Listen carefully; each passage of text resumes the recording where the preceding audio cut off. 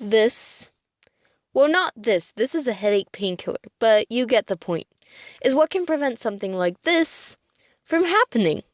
See, I'm a traditional baby. I happened somewhere around the time of these two people getting married, but what if they decided that they didn't want this? Which I totally get, by the way. Had my mother taken this, today it probably wouldn't have been me presenting. But that's really too philosophical, so we're not going in that direction. But before we delve into the way that this all works, we need to clear out one thing. We live in a world of capitalism, so there are going to be different types of emergency contraceptives. But the major difference is the actual base of the pills, levonorgestrel and ulipristal acetate.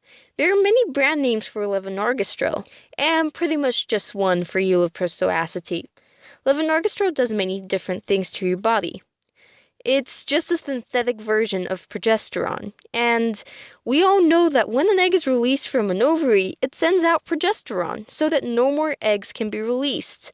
So when the synthetic version comes in, the ovaries just don't let out their egg.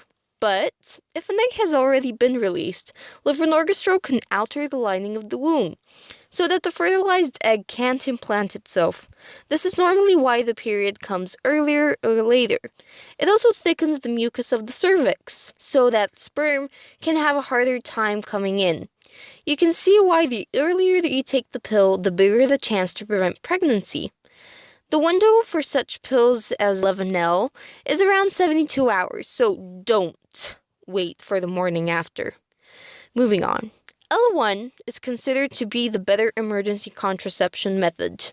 Ella-1 is a dose of ulipristal acetate, or in other words, a selective progesterone receptor modulator.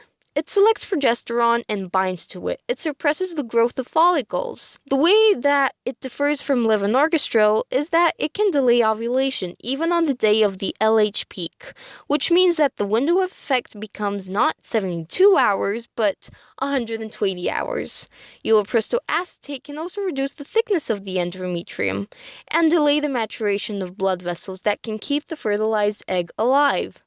So yes, an occurrence like this can be prevented, but STIs can't be. The only thing that emergency contraceptives do is mess around with the ovulation cycle and the endometrium, but can't do anything about the STIs that might have been transmitted, so definitely get checked out. In general, though, this form of emergency contraceptive is relatively reliable, depending on how quick your reactions are. Pills such as Levonelle, Plan B, Next Choice are 89% effective. Although Ella-1 is 85% effective, it has a much larger window of effect, causing it to be more reliable in the long term.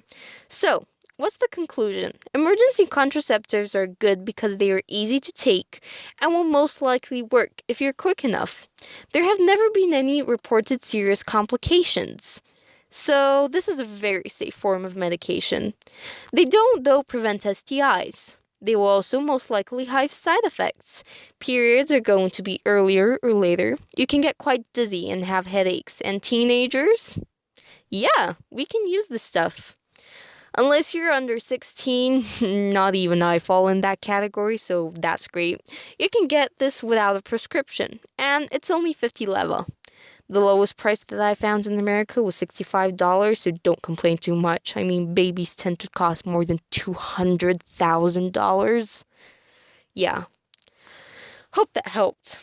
Stay safe and please try not to have a baby while you're still at school.